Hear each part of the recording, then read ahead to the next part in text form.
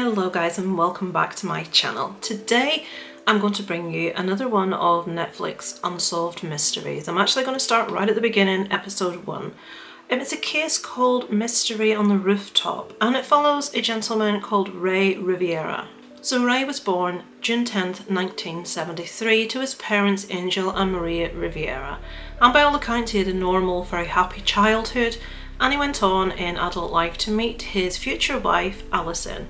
Now Allison said when she met Rey she was very struck. He was 6'5", 260 pounds, very good looking chap, broad shoulders, slim waist. He was a water polo player. But as well as that, he had an infectious smile. He just had a wonderful sense of humour, and she was very struck by this was not just a very attractive young man. This was someone that there was a lot more going on underneath the surface. He was a very warm, compassionate kind of man, and Allison fell for him pretty quickly. Rey and Allison actually went on to get married in Isabela in Puerto Rico, and they said it was a magical experience. It just was everything that either of them had ever dreamed or hoped for.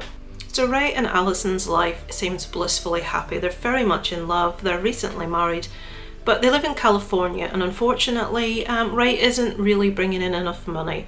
His dream is to be a writer-director, and he works in that field, but he's just not getting the bricks. He's not getting enough to sustain his family and to grow his family, which is what himself and Allison really want to do. They want to have kids. Now Rey has a long-standing friend by the name of Porter Stansberry, and he has been nagging Rey for a long time to come out and to work with him at his finance business. It's not at all the sort of industry that Rey works in. But this friend, he's known him since high school. They've been friends since they were 15, very, very close friends. They played water polo together, they swam together, they even went to prom together. Not together, they attended together with their dates.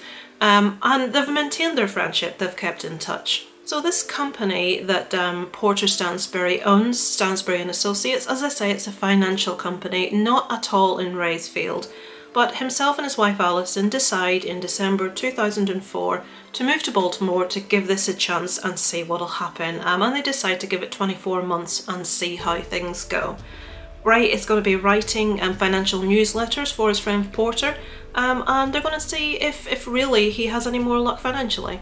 So fast forward to the day in question. It's May 16th, 2006. So Rey and Allison haven't quite been in Baltimore for 2 years. They've been there for a year and a half. Allison has to travel for a business trip. She's tired, she gets up early. She has a 3-hour trip ahead of her, and her husband gets up and makes her breakfast. They spend the morning together. The last words that they speak to one another is when Rey carries her suitcase out to the car for her, and she tells him, "I love you so much," and he replies to her, "Thank you for loving me so much." Now I thought that was a bit odd personally, but you would usually say "I love you too" or whatever, but that's the last words they speak to one another, and Allison sets off on her 3-hour journey to her business meeting. So Allison's work day ends 6 to 6:30 in the evening. She gets back to her hotel to check in, and the first thing she does when she gets to her room is to call her husband and basically ask how he is, to check in, to talk about their day, but the call goes straight to voicemail. Now this is unusual because the couple aren't often apart. He would have been waiting on her call to talk to her, to talk about their day, to see how she was, but she calls a few times and there's no answer, there's no reply, he doesn't get back to her. So she waits till a little later in the afternoon. Now they have a house guest with them at that time, staying there by the name of Claudia. It's never really discussed how well they know Claudia. She is described more as a colleague and a friend, but I don't know how close a friend that is. So Allison thinks, Claudia's in the house. I'll call Claudia and ask her to check and see if Rey's anywhere in the house. So Allison calls Claudia and Claudia tells her, a telephone call came in at about 6:30. Rey answered it and he sounded quite, as if it was something quite urgent, and he rushed straight out after having had the telephone call. The telephone call, the last word that he spoke on it was, "Oh," and he sounded, she said, quite surprised, and he left the house with a matter of urgency. She said, "I'll go and have a look and see if he's come back." So she obviously must live in a different part of the house. So Claudia goes to have a look and all the lights in the house are on, including the room where Rey would have been, the bedroom, the office, whatever rooms, the lights are on everywhere. but Ray is nowhere to be found.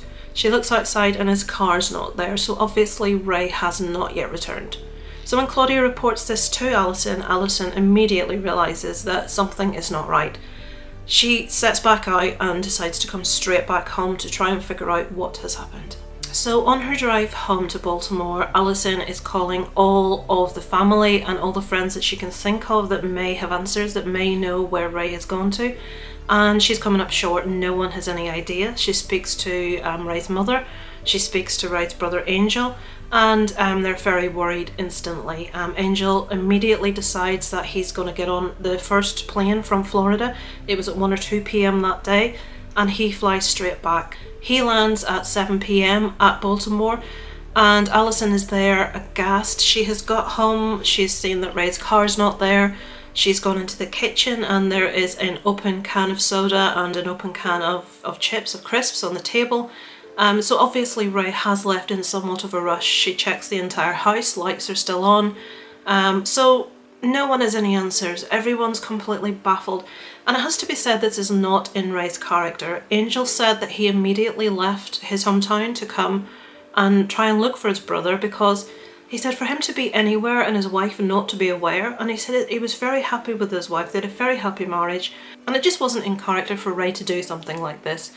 And after Angel arrives, the house is descended on by friends, by family. Ray's mother arrives, and the dining room is very quickly set up as a command centre to sort of try and investigate, to get to the bottom of potential leads. Alison calls all the local hospitals and ones outside the local area, asking if any John Does have been brought in, and she's coming up blank there. There's nothing. They have went to coffee shops, they've went to any communal places that anyone may have seen him. Unfortunately, nothing's happening. They go out with flyers, they post the flyers out, they hand the flyers out, they ask people in the local area, have any of you seen this man? And nothing's coming up. And Porter Stansbury, the friend that he moved to work for, he puts up a reward of $1,000 for any information leading to the discovery or what has happened to Ray. But at this stage, everyone, the police are involved, everyone is coming up blank. The family checked all the usual things. There had been no activity on his credit card, there had been no withdrawals from the bank, the cell phone was just completely dead, there were no leads there. So really, the family are clutching at straws at this stage. So we fast forward to May 22nd, so it's several days after Ray has gone missing. And Alison's mum and dad, they're looking everywhere, as they say, they're doing something different every day, and this specific day they decide to drive around and check all the local parking lots to see if maybe they can find Ray's car. And it's this day, May 22nd, that they strike lucky. They're on a street called St Paul's Street, and Alison's mum and dad just happen to be having a conversation. And Alison's mum looks past the father out the window and said, "There, that's the car." There's a bit of a disagreement, as in he's, "No, it's not, that's not," and the mum's, "That is the car, I'm absolutely certain." They go and investigate, and indeed it is Ray's car. It's parked. It's never been said quite haphazardly, but it has been said that he very clearly parked very quickly, so I'm imagining the car maybe wasn't perfectly straight in the space. And there was a ticket on, like a traffic violation on the car, that the traffic warden, when he was actually asked, was able to say that that car had to have been there from the evening that Ray disappeared. The ticket was put on there first thing the next morning, May the 17th, when he arrived at work and found the car there, and obviously some kind of parking violation happened and he ticketed the car at that stage. So we've got some information. Ray had went to that area and parked the car on that evening, and that same evening he has disappeared. Now the area where the car is parked is right across from a very famous hotel called the Belvedere Hotel. You most probably are very aware of it. But also in that area, in that neighbourhood, it's Stansbury and Associates is the actual company that Ray worked for. So while we're on the subject of Stansbury and Associates, this was maybe discovered a bit later in the case, but just to put this across for you now, the call that was received that evening by Ray at home, the one that he seemed quite shocked and he left the house in a great hurry, that was actually traced to Stansbury and Associates. So he had received a call from work and he had driven very rapidly to work and had parked at a car parking space very close to work, and he had never been seen again. Now, unfortunately, they couldn't trace the extension that this telephone call came from within the company, and this is a massive company, because the call went through the switchboard. So that's all the information that they could garner from investigating this. So we've got a couple of pieces to the jigsaw. The call came from work, he travelled close to work, parked close to work, but where had Rey gone next? So we go forward a couple of days after the car has been found. It's now May 24th. Lots of people are still searching, and 3 of Rey's co-workers happen to be searching up high in a parking lot, like on a high floor of a parking lot that's close to the Belvedere or overlooks the Belvedere. And they discover a hole in a roof. It's not a massive hole, and it was said when discovered by the police, it's probably been rain. It wasn't a disastrous hole. You would have needed to be either very high up in the Belvedere or on this specific parking lot to be able to see the hole. But the fact that there were a pair of flip-flops beside the hole, and Rey was known to wear flip-flops, this was sort of like, is this the answer we've been looking for? So the police are called, they immediately go to the Belvedere, and they meet there a gentleman called George Shivers. He's a concierge at the time at the hotel. Now, George worked at the hotel for 30 years. He started as a busboy, and when he left he was a building manager. He loved the hotel. He said he had many, many happy memories there. He was a very trustworthy man. He was someone that knew that hotel inside and out. The police asked him to take them and unlock the door to the area that contained the hole in the roof so that they could obviously have a look and see what had happened. And George said as soon as he unlocked the door and opened the room, the smell of decomposition just hit him immediately. He could see through the hole in the roof to the sky, and unfortunately there was a body lay underneath the hole. He said he still can remember the smell, there was blood on the walls. He said it's one of the few extremely bad memories he has of his time working at the Belvedere, and he still see that scene. When he walked in, he can still smell that smell. It really had stuck with that man many, many years later. So Rey's family are sadly called by the Baltimore Police Department to come down to the station, and they confirm that the body that has been found in the Belvedere is indeed that of Rey. So on that same day, a detective for the Baltimore Police Department, Michael Byers, got a call immediately to go down to the room to investigate the scene.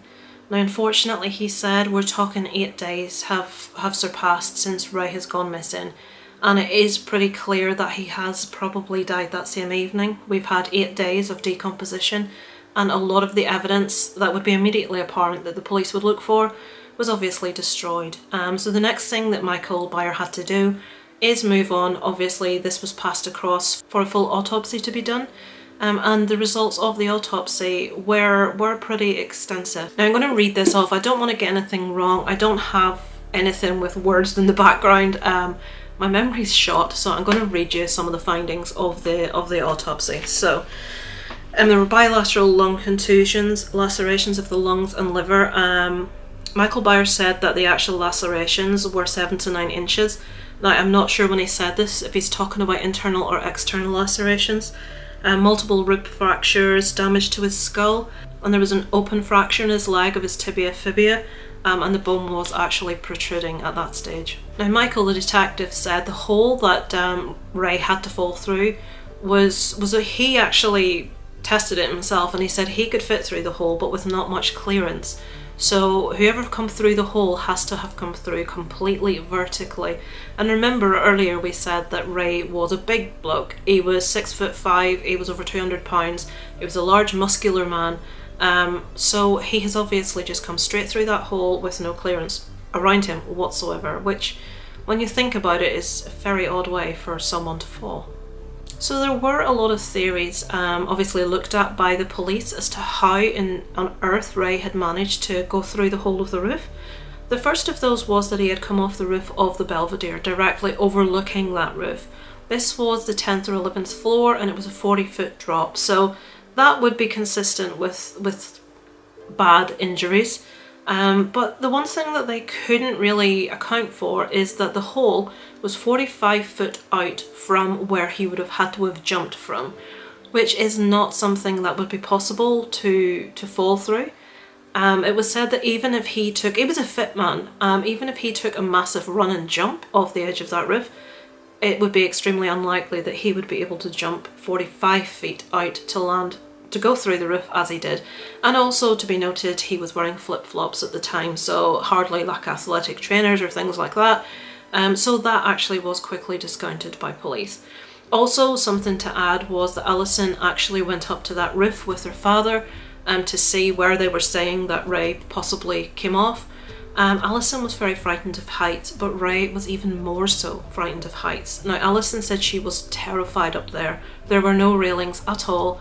She said for Ray to, as they were trying to indicate, take his own life, it's not something he would have chosen with his very, very obvious and clear fear of heights. So it didn't, she was standing there thinking, what were you doing up here? Why were you up here? It just didn't sit right with her whatsoever. So the second theory the police looked at was that Ray possibly came off the parking garage roof. This is the roof that his friends discovered the hole from, so that kind of overlooks from the side the roof also. But again, this was discounted because the drop would only have been 20 foot, and it was argued that Ray could potentially have survived that drop.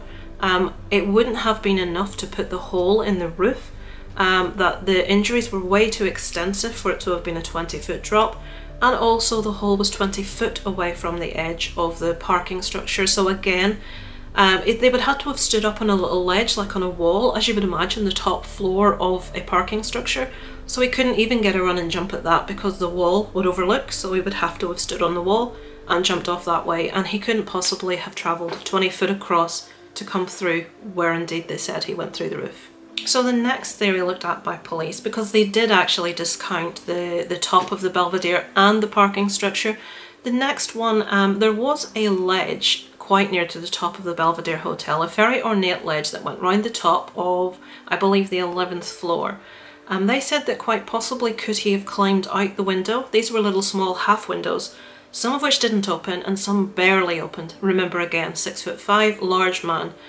They're saying, did he climb through here and did he launch himself off this small, thin, ornate, potentially ledge that would crumble if a heavy man stood on it? And to get to that ledge, all of those windows were accessed via private rooms.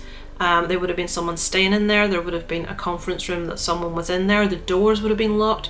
How has he actually got out to that ledge? So again, that theory was immediately discounted. Next, they found Ray's cell phone, and it's lying on the same roof with the hole that he went through with his flip-flops. Now, amazingly, obviously, the injuries that Ray has sustained, the cell phone is in full working order. The screen is not even cracked. There is no damage whatsoever. His glasses, not even a scratch, nothing, not damaged whatsoever. And this man has been fatally injured in this fall. It's very, very extensive injuries. But yet his cell phone and his eyeglasses are both fully intact, not a mark on either of them. His flip-flops, one of which was a little bit scuffed, his wife said, and the other flip-flop, one of the sides had broken off. But as she's looking at them and showing them to the camera in Netflix's documentary, she's saying, I can't understand how they would have broken like this. And Michael Byer, the police investigator that I spoke about earlier, he said that it looked like it had been staged. It looked like maybe someone had damaged or cut the flip-flop and put it there, and the cell phone and the glasses. It did not look like what we were being expected to believe this was. The police very much, with the exception of Michael Byer, the entire Baltimore Police Department were very much pushing for this being a suicide. But to Michael and to Alison, Ray's wife, this very much just did not add up to a suicide whatsoever. Something else to note is that Ray always carried a little silver money clip that had been a gift to him from his wife Alison on their wedding day. He kept money, he kept identification in there, and even his brother Angel said that it was just Ray's thing. He always had it on him. It was like just something he always had, and people knew him as having. He very much treasured it. It was something that was very precious to him. And after his disappearance and obviously his death, Alison turned everything upside down looking for this money clip, and that has never been recovered to this day. He would always have it physically on his person, but Alison looked in the car, obviously his possessions were returned, and no sign of the money clip anywhere. So this doesn't obviously add up to a lot of people. The police are still very much pushing for suicide here, but an investigative journalist comes along by the name of Stephen Jarris, and he goes into the hotel And he's thinking this is a massive, big, bustling, busy hotel that's got a massive restaurant there. It's in an area, a bustling, busy neighbourhood. How has a man fallen the distance he did and through a roof and no one has seen or heard anything? All of the windows in the front of that building and no one in any of those rooms in the windows has heard or seen anything. And he just can't understand that this could possibly happen. And he interviews loads of people within that hotel and no one can tell him anything. Also, it very much was the case that the hotel was like a labyrinth. In order to get to the area where they're saying that potentially Rey jumped from, was pushed, whatever may have happened, you would have need to have known how to get there. You would need to know it existed, you would need to know the hotel very well, and there's no evidence that this was the case for Rey. Also, interestingly, there is no video footage of Rey picked up within the hotel at all. Not in the lobby, not in the stairwells, nowhere, no video footage. And the one video camera that was filming the area which Rey potentially jumped from, or potentially something happened, that one was disconnected on the evening of Rey's death. So with nothing to go on with no evidence, for 7 to 10 days after Rey's body was discovered, the press, the newspapers were reporting for that entire time that it was a suicide. And eventually the people in Baltimore lost interest. It was like, all right, okay, this is what happened. And as people invariably do, they moved on with their life. But obviously the family were not happy with this. Rey had no issues, any mental problem issues. He wasn't depressed. He didn't abuse drugs, he didn't take drugs. And this was backed up by the fact that there were no substances found in his body at autopsy. And they thought something more had to be to this. But the police just put it forward that the family did not want to accept that their loved one had committed suicide. And someone actually said to Alison, "You just don't want to admit that your husband killed himself." And she said, "I'll admit that to myself when you provide to me the evidence that that's what I did, but until then there is no evidence as to what happened to Rey whatsoever." So Alison is leaving no stone unturned at this stage, and she goes to the medical examiner's office who performed the autopsy. When she got there, the lady took her into the room and closed the door and told her that they would not be closing the case, even though that's very much what the police wanted them to do. She said that as far as she was concerned, there were certain injuries, most namely the breaks to Rey's shins, that were not consistent with a fall. So they were not happy to close the case. A case has to be determined to be accident, suicide, homicide, and obviously it can be put across as undetermined, which unfortunately is the case as to what has happened in Rey's case. She had to log undetermined on the autopsy, as there was no evidence that he jumped, there was no evidence that he was murdered, so undetermined is on that report. So Alison goes back home and she tears the house apart looking for any clues or anything that could lead up to Rey's disappearance. She did say that in the couple of weeks leading up to his disappearance, he had seemed worried about something. There was never any real discussion, and she didn't, as you wouldn't really overly let something weigh on you if nothing had happened in your life. You'd think, oh, maybe they're just a bit stressed with work, a bit worried. But obviously, in retrospect, when she looked back, she said, yeah, he did seem a bit worried about something. And Alison, obviously, you know, she's asking the question.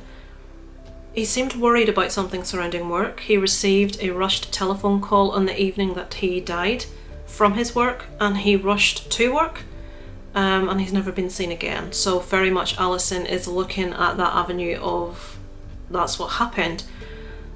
Interestingly, within a matter of hours upon Rey's body being discovered, Rey's long-term friend Porter Stansbury put a gagging order on the entire company, on every single person that worked with Rey. So that's all his work friends, all his colleagues, anyone that worked for Stansbury and Associates were forbidden legally from talking to the police or anyone else about anything surrounding Rey's disappearance, Rey's death, or surrounding Rey at all. It doesn't seem like the actions of a lifelong friend, someone you want to help, you want to talk to the police, you want to get to the bottom of what happened to your friend.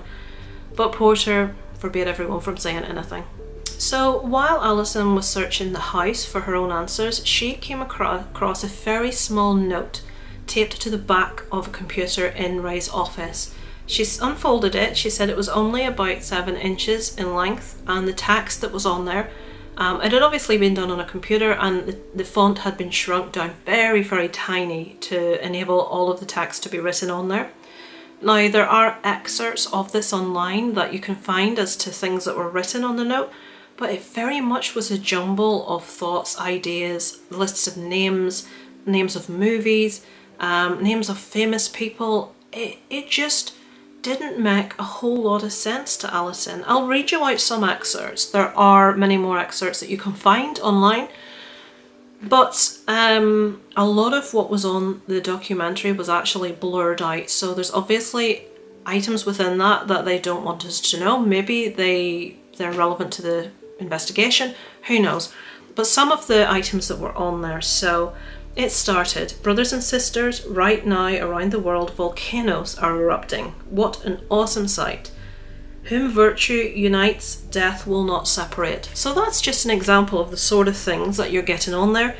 I stand before you, a man who understands the purpose and value of our secrets. That's why I cherish them as secrets. That was a well played game. Congratulations to all who participated. And the last one I'll read is, life is a test to see if you can control your spirit. Take care and enjoy the festivities. Now, as well as that, there were a list, like I said, of people in Rey's life that meant something to him. But Alison said there were a lot of important key people from his life omitted from the note, which didn't make any sense. There were lists of famous people. Christopher Reeves was in there, Stanley Kubrick was in there. And there were a list of movies which Alison said were movies that had really stuck with him, movies he'd really enjoyed, that had made him to think. But there was no real sense of everything that was tied together. Now, one of the phrases that was on there, I think it was the brothers and sisters phrase, I'm not entirely sure, they didn't make sense to Alison, so she googled them. And it came up that it was something very prevalent within the Freemasons. And she remembered that on the weekend before he disappeared, he had bought a book and he'd been reading it intently, really interestingly, about the Masons. What's the connection? Why has this note got something to do with the Masons? He was reading about the Masons before he disappeared, and it was found later that he had actually applied to join a local faction of the Freemasons. So this is a whole side of thing that she wasn't really sure about. But remember, Rey was a screenwriter and he was always writing scripts and plots. She was used to him researching things for interest's sake to include in a script, and that's where she feels this connection lies. A lot of people that are writers say sometimes you write like a stream of consciousness of things, of thoughts, and none of it makes sense.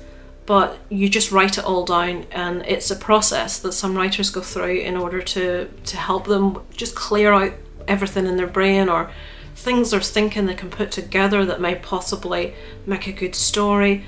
Excerpts, quotes, people, anything. And it has been said that that could potentially be what this note was. But why shrink it to that tiny size? Why hide it on the back of a computer? The police use this as the perfect excuse to say that Rey was not in his right mind, that he had had a mental break, and that was a suicide note. And it didn't make any sense because he wasn't himself at the time when he wrote it. And we do know that he wrote that note on the day that he disappeared, because Alison found scraps from that same note in the bin in the house. So he had been working on that very day. So the note's obviously passed to the police, and the police pass this on to the FBI, and it's fully investigated, and they decide that it doesn't warrant any further investigation. It's not a clue, it's not a code. I am at the end of the video going to go into some theories that different people have as to what this note was about and what happened to Rey, so that will be at the end of the video if you're interested. So we're also, even though Alison thought we'd come across a major clue here with this note, nothing. Obviously the police are struggling to interview different people because no one will speak to them, because Porter has put a gagging order on everyone. Porter also won't return any calls from the police to talk to him personally. And it has to be noted also that Porter refused to give an interview or a statement for the Netflix documentary also. He has distanced himself from this as far as he can. And remember that he is a long-term, very close friend of Rey's, and he just wants absolutely nothing to do with it. And it warrants the question, does he know more than he is perhaps letting on? Right, I'm going to read this next bit out to you because I've tried to say it without looking at it about 4 times, and I keep messing it up, so folks, bear with me. So this is just something else relevant to do with finances and all that sort of thing. So Ray was working as a freelance videographer, producing videos, obviously for his friend Porter Stansbury's company. Prior to that, he was working on a newsletter called the Rebound Report. That was a newsletter that gives tips to sort of like stocks and shares, like it's not going to do very well, try rebounds in that in the future. But before Ray came to work with Porter, this is the bit where it just over my head, Stansbury puts out a letter under a firm called Private Investors that touts the investment for a Russian firm that's going to do something, and the example given in the documentary is discover uranium or something. The SEC filed fraud charges against Stansbury and fined them over $1 million. The company in response, they were done for fraud basically, and the company in response said it was their First Amendment right to give this advice, but SEC said their advice was fraudulent. So it's been sort of like suggested, has he possibly been involved in giving advice to the wrong person who has lost a lot of money? When he was hired, one of his tasks was to clean up Stansbury and Associates' public image, so to speak. So is that anything to do with his death? There's something else that Alison said. She felt that possibly Ray had discovered something, or he knew something that could be damaging to someone. On May the 15th, which is the day before Ray's disappearance, the house alarm went off. And it had never gone off. Alison said it had been there since they moved in, never ever gone off. But this night it went off. And she sort of ran downstairs to see what it was. And she said Ray ran after her and he had a massive bat.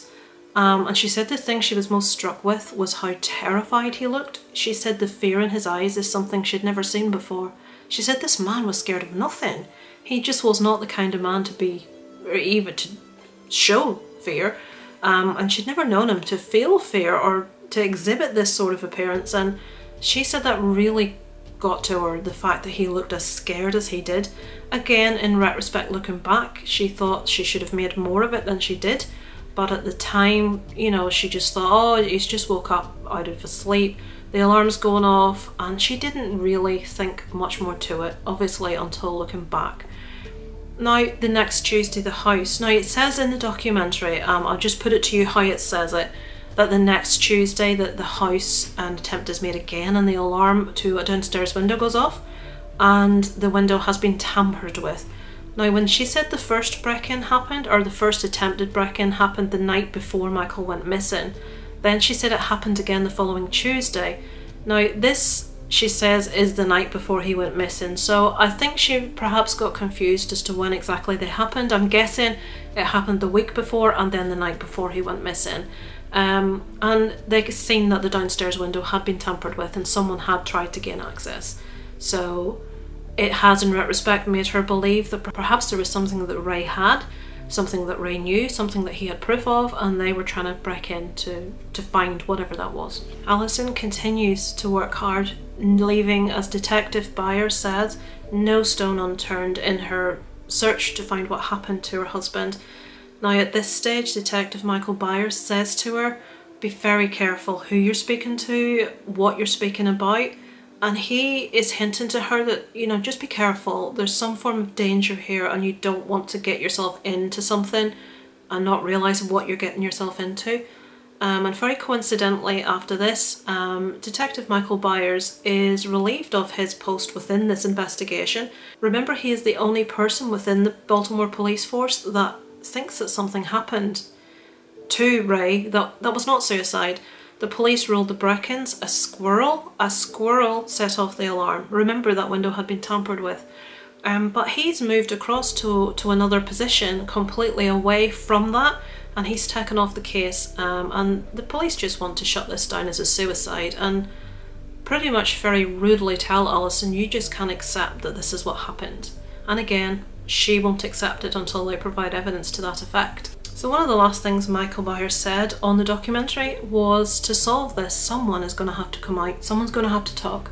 Someone knows something and they're going to have to come out and tell what they know, or there's just no leads, there's nothing to get to the bottom of what happened to Ray. Now, I'd really like to hear what you think below in the comments, but I'm going to end the video with some theories by some different people, some individuals that have looked into this way far and beyond my knowledge level. We're talking codes, we're talking conspiracy theories, we're talking a load of different quite interesting potential explanations here. So I'll go over some of those with you and let me know in the comments what you think. So we'll start with a pretty far out one. I am nowhere near intelligent enough to have figured any of this out, so this was something that was suggested by someone that is actually a Freemason themselves.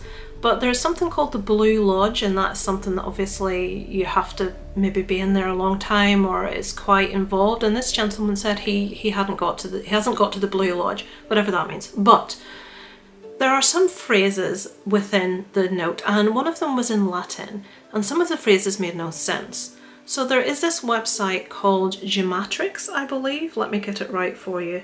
Gematrix. And something called gematria, which is where a series of letters are put into a coding system, and that spits out a number, and that number that spits out relates to completely different letters. So you could write, and the example he uses, you could write the word chicken and it could be coded and all of that good stuff done, and it could come out with the word Coca-Cola. He says that's just an example. But when they put in the brothers and sisters line, it came back with follow the white rabbit. And a bit at the end where it says, I took on this endeavour to find the truth. What came out was, when this was put through this Gematrix coding system, congratulations, you've figured it out. Now, I don't know how true that is, but a lot of people seem to think, I mentioned this one because a lot of people think that this letter is written in some form of code, and that's the reason that it doesn't make sense. And a lot of people have said, well, it can't be code because no one can figure it out. But there are an awful lot of codes in history that took a long time to figure out. The Zodiac Killer, for example, I think did that take 40 years to figure out, and it was a very simplistic code. Yeah, I looked this one up, I just wanted to make sure I told you the right one. So the Zodiac Killer used a Z340 code, which apparently was a very simplistic one, and that took 40 years to crack, 40 to 50 years to decrypt it. And then Turing in World War II, they built a machine to break the code and completely failed. It says the killer used a pretty basic encryption method, and it took people 40 to 50 years to decipher it. So just because we can't figure out what that letter says at this stage doesn't mean that perhaps there isn't a code in there. Another lady came forward, I will put the note on the screen, she came forward to say that the way the paragraphs are formatted spells out the word help. Now that, by a lot of people, you know, seems to be dismissed quite, you know, it's just written away. I don't know, I'm not really buying into any of these conspiracy theories at the moment. I'll tell you my thoughts at the end, but yeah, that's another, that they spell out the word help. Right, I want to read you this next one out so that I'm doing it properly. I've actually taken this from Reddit by a user called Cognigenesis, I think I'm pronouncing that correctly. So I want to read this to you because I thought this was quite interesting and I don't want to misquote it. So it says, and someone else had said this first bit, the size of it looked like it had been maybe notes for a speech. You know the way you'd maybe write a speech and it wouldn't make much sense, it would be like bullet points for yourself. So he said, and the small size obviously to fit in a pocket or something like that. So this user said, it looks like the note is a speech that he will give after his final act, an appearance before the council. The council's mentioned in the note. For instance, in this speech where Rey refers to when his game began, he lists subsequent inventions. He's listing things that would have been invented round about when he was born in the 70s. So airbags were introduced en masse at this time. Subsequent items and methodologies and systems, he lists MP3, Invisalign, operating systems, CD players. These were introduced during his lifetime. This speech is either to the council or an audience. See the following quote from his note. Again, well done to all who participated. I expect the council has invited all the players who gave their lives to this pursuit back so they may join us here. And then he lists a few names. He also lists an extensive amount of names of people that have been part of his life. He's naming all of those who were influential to him throughout his lifetime, as if they will be considered by the council for de-aging of 5 years. Rey requested within the note that a certain list of people were made 5 years younger. His death would be the full realisation of the game and his collecting his prize, which would be these people to be 5 years younger. With this theory, perhaps he hid the note or speech behind the computer so as not to reveal his hand or progress in the game. If he were to leave this speech in the open, someone may discover it and subvert him should they know that he knows and delay his completion of the game. So I think they're trying to tie that all into the Freemasons, and that this game that he's mentioning numerous times is a reference to his own life. And some people say this points to the potential of him having an undiagnosed mental illness. He is very, very much intrigued by, as I said already, the Freemasons, by secret societies, by coding, by games. He's just what you would maybe call an overthinker. And I find that very interesting, that someone has gone so far into it and managed to get something out of the note that just to me seemed like a garbled mess of words and lists, and I didn't really get anything like that from it, but I thought that was quite interesting. So as I said, some of the names on that list, this is someone else's comment from Reddit again. I read so much about this case today, it's really interesting. So one of the people mentioned Hickling Tom K. He was a friend or colleague and the first person listed as having given his life for this pursuit. He died in a car accident in December 2005. Rayburn, he says they don't know who the letter was referring to by Rayburn, but an Anne Rayburn passed suddenly in December 2005 also. Joan Tellini passed away suddenly in November 2002. Among many things, she was a writer and did research regarding oil pipeline and environmental preservation.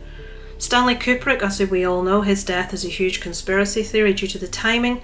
He died right after the premiere of, I don't know if any of you have seen Eyes Wide Shut, which is very much a movie about, it was Tom Cruise and Nicole Kidman was in that one. What have they said here? Which explores and exposes the concept of a secret society and social elites, such as the ones that Ray had been researching. So there are some people on that list that died in quite tragic circumstances, and it just seemed a little bit odd. Maybe people are trying to pull something and make something of nothing. Maybe there is some sort of secret society that we're not aware of. Maybe, who knows? The world is a very strange place and lots of very strange things go on that we're never aware of. One that I find, I'll just discuss one more theory, one that I find really interesting. And you have to draw parallels, you can't not draw parallels. There's a movie called The Game which stars Michael Douglas. You're probably aware of it. It follows quite a cold-hearted environmental investment banker, so he works in an investment industry also. And his brother, now this bit is nothing to do with what happened to Ray. His brother has him kidnapped and buried alive, but basically everything in this man's life seems to be going against him. And his brother basically, in a convoluted kind of way, wants to make this character, Michael Douglas's character, appreciate life again because he doesn't feel he has appreciation for life. And there were a few allusions to that sort of concept in the letter, but one thing that I find odd is on the letter he does actually mention the movie The Game. It specifically is mentioned.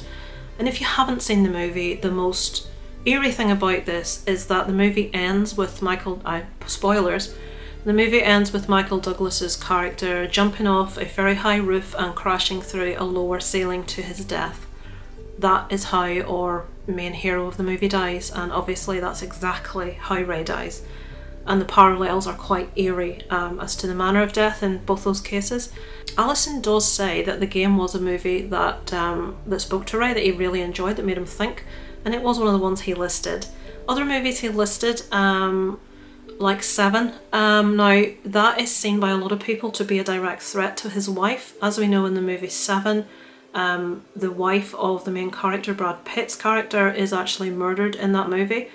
And a lot of people have decoded the letter to say that he was trying to tell people that his wife had been threatened and was in danger, and what he did protected some type of information or some other person, and he did it to save his family. And a lot of people feel because he wasn't suicidal and he wasn't in that way of thinking, he'd maybe got into something over his head, he maybe discovered something inadvertently that he didn't know how important it was, he didn't know the importance of the discovery, Maybe his wife had been threatened and maybe the only way he could save his family and his wife was to take his own life.